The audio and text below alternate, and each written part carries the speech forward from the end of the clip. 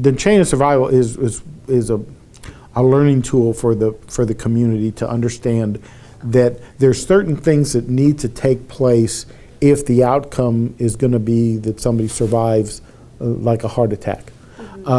And the reason for that is to let the people know the very first thing is the actions that are taken by the bystander, which a lot of times is a family member. Right. A lot of heart attacks actually happen in the presence of a family member.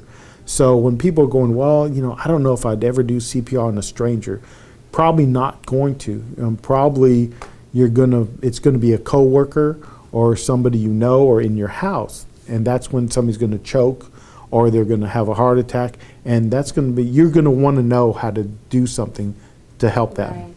Right. So the very first chain is to get the public, the community, the lay person who may not be trained in all kinds of advanced things, just to recognize that there's an emergency, call for help, and to take the first step, whatever it is, if it's as just taking care of the person or if it's starting CPR, whatever it is. And then the chain goes, and the next step is, the EMS people get there and they do their job. They get them to the hospital does their job. But it doesn't stop at the emergency room. The chain of survival continues all the way to the person leaving the hospital, because there's things that can happen for that person. Yeah. Right, and the rehabilitation makes a big difference in somebody like, for example, a stroke.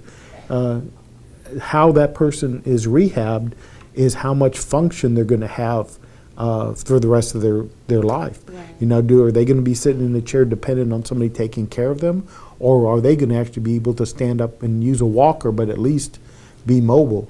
That's a quality of life issue, and so we needed the community, everybody, including the medical community, to realize that survivability is more than just one of these aspects. You can't rely on just the hospital making all the difference. They have to have something brought to them that that's survivable. But even after them, the rehabilitation has to take place so that that person has a quality of life left for them.